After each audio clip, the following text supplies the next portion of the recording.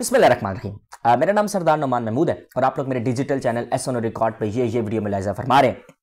आज की इस वीडियो में मैंने आप लोगों के साथ अभी रिसेंटली एस्केलेशन जो हुई है बिटवीन ईरान एंड इसराइल उसके बारे में बात करनी है। अभी जैसे कि आप लोगों को पता है कि ये अटैक 26 अक्टूबर यानी कि आज से 4 दिन पहले ये अटैक होता है। मेरे पास बहुत सी इन्फॉर्मेशन आ रही थी लेकिन क्या अथेंटिक थी क्या अथेंटिक नहीं थी, उन सारों के फिर हमने एक रिसर्च की और रिसर्च करने के बाद finally we are making this video. और इसमें जितनी भी बातें मैं आप लोगों को बताऊंगा सारी फैक्ट्स एंड फिगर के साथ है, सारी ऑफिशियल रिपोर्ट्स के मुताबिक है। इससे पहले अगर मैं वीडियो बनाता तो उसमें वैसे ही मैं कहता 10 बंदे ने मारा है, 20 बंदों ने मारा है, 200 मिसाइल आए हैं, 400, वो सारी बातें गलत थी। मैं हमेशा आपको बताया अथेंटिक बात करता हूँ, न्यूट्रल बात करता हूँ। जी, ईरान इसराइल का कॉन्फ्लिक्ट आप लोगों को पता है कि अभी आज से कुछ टाइम पहले, कुछ दिनों पहले ईरान ने इसराइल के ऊपर हमला करता है और अब इसराइल ने अपना रिटेलिएट करता है, अपना बदला लेता है और वो बदला लेता है और 26 अक्टूबर 2024 को यानी कि आज से 3-4 दिन पहले। अच्छा, होता यह है कि जैसे कि आप लोगों को पता है कि जो किंगडम ऑफ सऊदी अरेबिया है और जॉर्डन है, इन दोनों ने इसराइल का जो एयर डिफेंस है, जो एयर स्पेस है, उसके ऊपर बैन लगाया हुआ है। ठीक है, अब अगर आप मैप देखें तो मैप में अगर आप देखें तो इसराइल इज़ लाइक हेयर और ईरान इज़ हेयर। ठीक है, ईरान को इसराइल के ऊपर डायरेक्ट ऑब्वियसली इतने कोई मिसाइल उसके पास काफ़ी अच्छे मिसाइल हैं, सऊदी उसको देता है, यूएसए ने मिसाइल्स दिए, सब ने दिए, लेकिन इतनी कोई बड़ी रेंज का मिसाइल नहीं है कि जो यहाँ से इन वन गो वहाँ पे हमला करे। तो इसराइल को कोई ना कोई मुल्क चाहिए था, कोई ना किसी मुल्क की सपोर्ट चाहिए थी, तभी वही हमला कर सकता था। तो उसके लिए फिर उन्होंने, जॉर्डन ने मना पहले कर दिया, जॉर्डन ने अपनी एयर स्पेस नहीं दी, इस तरीके से सऊदी अरेबिया ने अपनी एयर स्पेस नहीं दी। फिर उसके पास जो एक और मुल्क बचता था जिसकी इसराइल ने मदद ले सकता था, वो था उसके बाद अगर हम ऊपर वाली बेल्ट पर जाएं यानी कि नॉर्थ साइड पर जाएं तो वहाँ पे हमारे इसराइल के बिल्कुल साथ हमें सीरिया नज़र आता है और सीरिया के बिल्कुल साथ मुझे इराक नज़र आता है। ठीक है, तो व्हाट इसराइल डिड, इसने सीरिया और इराक की मदद दी और सीरिया और इराक की मदद से इराकियन टेरिटरी को यूज़ करते हुए, इराकियन टेरिटरी एयर स्पेस को यूज़ करते हुए उसने इसराइल के ऊपर एस्केलेट किया। ठीक है, according to the official report उन्होंने 200 प्लस जो मिसाइल्स हैं वो जो है उन्होंने ईरान के ऊपर लॉन्च किए। और इस बार एक बड़ी डिफरेंट एक पॉलिसी देखने को मिली है। उन्होंने इस बार ईरान को जो टारगेट किया वो हमारे पास जो रिपोर्ट है उसके मुताबिक they attacked on the strategic sites, they attack on the air defence radar, they attacked on military target. For example उनका पर्दन मिलिट्री टारगेट, उन्होंने एक जैसे फॉर एग्जांपल वहाँ पे मिलिट्री ट्रेनिंग वगैरह दी जाती थी, उसको अटैक करते हैं। And they attacked near the capital which is the province of Ilam and Khuzestan. इन सारी जगहों को अटैक करता है इसराइल। ठीक है, तो इस बार उन्होंने न्यूक्लियर सिस्टम, उसके न्यूक्लियर ज़ाहिर है उनके ऊपर सेक्शंस थी इसराइल के ऊपर, यूएसए की तरफ से, सिक्योरिटी काउंसिल की तरफ से, तो इसराइल ने स्ट्रिक्टली ये बात क्लियर की है कि हम न्यूक्लियर के ऊपर अटैक नहीं किया। और एक बात उन्होंने और क्लियर की है नेतन्याहू ने कि हमारा इसके पीछे, हमारी मतलब बैक पे इसमें यूएसए का कोई हाथ नहीं है। दे क्लियर्ड इट और उसने क्लियर स्टेटमेंट दी है कि ये सारा हम अपनी जो फॉरेन पॉलिसी, अपनी मतलब जो हमारे साथ हुआ उसको हम रिटेलिएट कर रहे हैं। ठीक है, तो इसराइल जो था,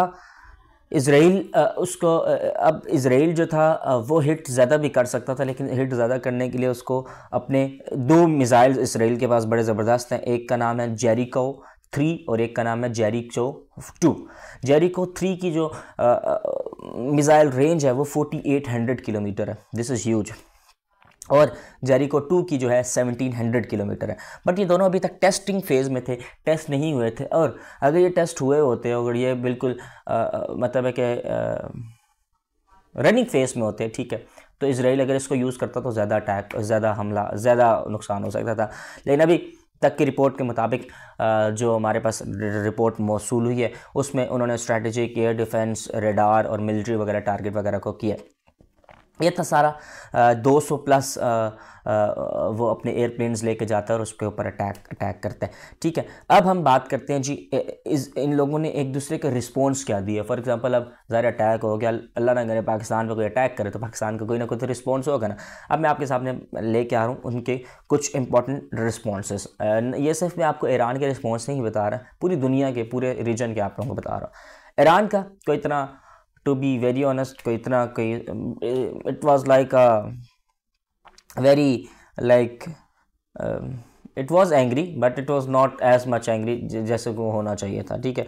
ईरान ने declaring it was obliged to defence itself but it recognise its responsibility in regional peace and security. Iran कहता है जी हमारी रिस्पॉन्सिबिलिटी जो है वो रीजनल पीस और स्टेबिलिटी की तरफ है, सिक्योरिटी की तरफ है।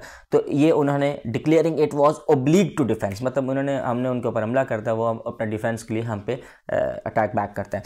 ये ईरान का रिस्पॉन्स है। और Iran media also emphasizes that the normalcy and reinforce the little impact of IDF attack, मतलब कि इसराइल के डिफेंस फोर्स का अटैक।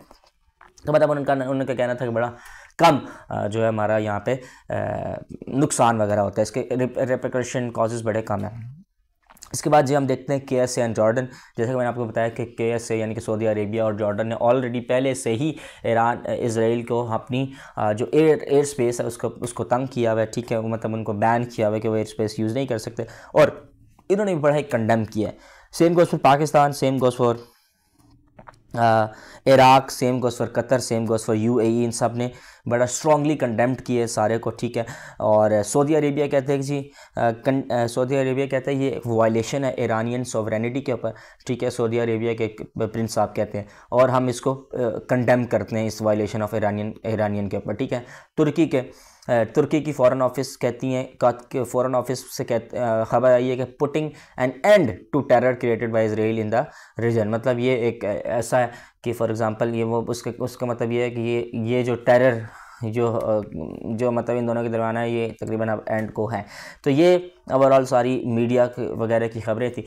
और इराक अपनी जो ईरान का अपना मीडिया है वो इस बात को बाबर कर रहे कि जी इतना ज़्यादा हमारा कोई नुकसान नहीं हुआ, लेकिन जो रिपोर्ट थी, जो सारी फैक्ट्स एंड फिगर थी, वो मैंने आप लोगों के सामने रखने की कोशिश की है।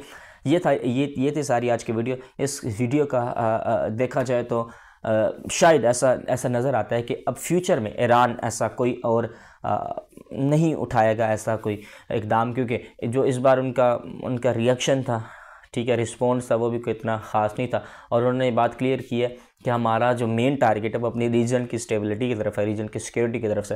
नो टाइम विल टेल कि आगे क्या डेवलपमेंट होती है। ईरान इसराइल का ये एक कन्फ्लिक्ट का एक नई शेप थी जो कि मैंने आप लोगों को बताने की कोशिश की है। इसके अलावा हम आपको दीगर डोमेस्टिक, नेशनल और इंटरनेशनल खबरें साथ साथ पहुँचाते रहते हैं। Thank you so much for all the reporters जिन्होंने ये सारी खबरें इकट्ठी करने में मेरी मदद की। और thank you bureau chief Adnan Khan Niazi, Tariq Aziz साहब, अरीशा खटक साहिबा, आप सबका बेहद शुक्रिया फॉर कंपाइलिंग ऑल दिस। और अपना ख्याल रखिएगा, मिलते हैं अगली वीडियो में। पाकिस्तान जिंदाबाद।